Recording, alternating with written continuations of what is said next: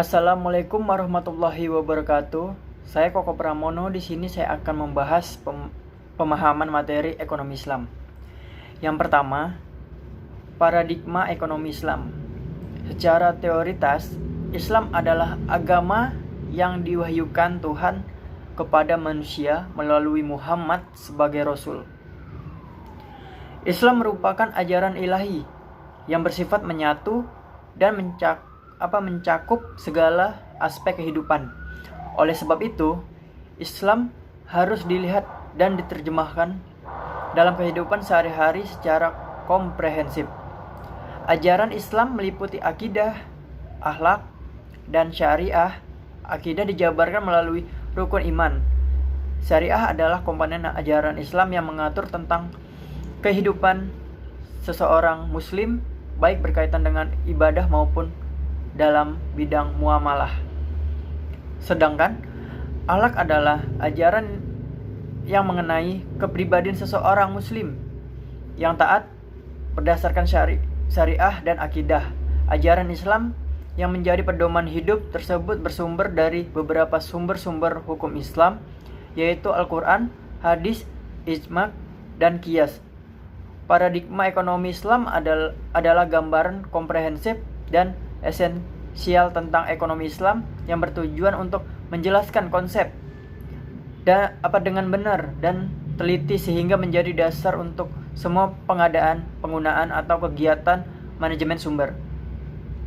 Proses pembentukan pola pemikiran ekonomi Islam ini terdiri dari dua aliran utama, yakni yang pertama aliran pemikiran yang modifikasi dengan sifat elektrisme modologikis dengan menggabungkan pendekatan ekonomi neoklasik dengan fisik. Yang kedua, aliran pemikiran yang berpegang bahwa ekonomi Islam itu harus lahir dari tasawur Islam itu sendiri tanpa dicampur aduk dengan sistem ekonomi pada umumnya. Yang kedua, definisi konsep dan ruang lingkup ekonomi. Ekonomi Islam dalam bahasa Arab diistilahkan dengan al-iqtisyad al-islami.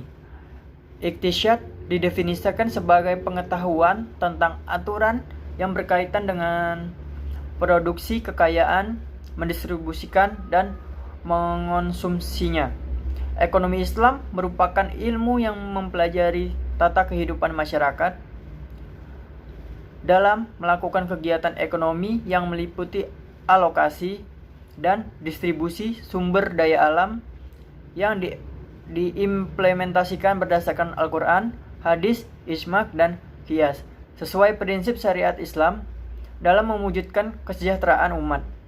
Islam ekonomi terkait sains teknologi bersifat netral, sehingga ilmu ekonomi manapun dapat dikembangkan dan diadopsikan ke dalam sistem ekonomi Islam selama tidak kontraproduktif. Sementara itu, sistem ekonomi akan menyangkut pandangan terhadap pemilikan harta, pengelolaan harta, maupun distribusi harta di tengah-tengah masyarakat yang bersifat tidak netral dan dipengaruhi pandangan hidup atau ideologi tertentu. Yang ketiga, metodologi ekonomi Islam.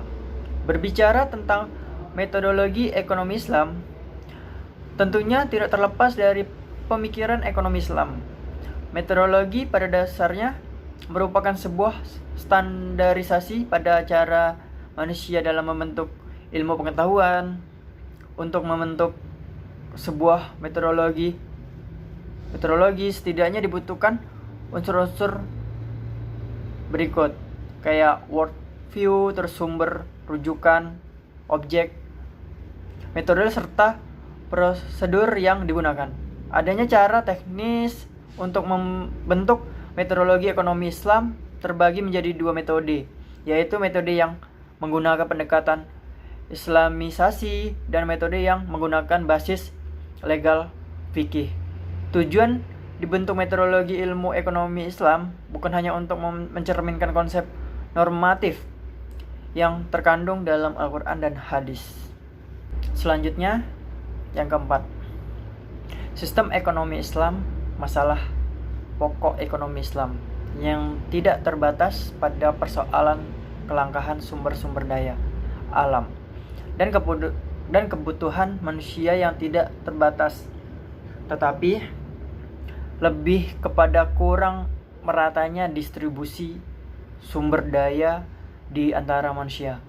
Selain itu, masalah pokok lain dalam ekonomi dalam perdagangan Islam adalah kurangnya batasan nilai-nilai moral dalam aktivitas ekonomi. Karakteristik ekonomi Islam berdasarkan pada ketuhanan, berorientasi pada akhlak, berwawasan pada kemanusiaan, dan ekonomi pertengahan. 4 karakteristik utama tersebut yaitu harta kepunyaan Allah, manusia sebagai khalifah ekonomi terikat oleh akidah, syariah, dan akhlak, terdapat keseimbangan antara spiritualitas dan materialitas, adanya keadilan dan keseimbangan dalam melindungi kepentingan individu dan masyarakat, menjamin kebebasan individu, adanya otoritas negara di bidang perekonomian, adanya panduan konsumsi, adanya petunjukan investasi, adanya kebijakan zakat, dan adanya larangan riba. Dan yang kelima itu maqasid syariah. Sebagai tujuan ekonomi, maqasid syariah menjadi landasan dasar pengembangan hukum ekonomi Islam yang bersumber dari Al-Quran dan Sunnah, di mana hubungan ekonomi menekankan pada aspek maslahat, kesejahteraan, kehidupan manusia, baik di dunia maupun di akhirat, bukan hanya sekadar didasarkan pada imbalan ekonomi atau sosial dengan tujuan mendapatkan kepuasan sesaat, yakni kepuasan hidup di dunia. Dalam tataran praktis, konsep maqasid syariah telah diimplementasikan dalam berbagai keperluan, terutama mengukur aktivitas-aktivitas manusia. Dalam kaitan dengan ekonomi, penerapan maqasid syariah dalam kegiatan ekonomi dilakukan dalam berbagai subbidang seperti penganggaran, analisis upah minimum, indeks pembangunan manusia, pemasaran, perbankan, dan lembaga keuangan, dan lainnya. Sekian dari saya, apabila ada kesalahan mohon maaf.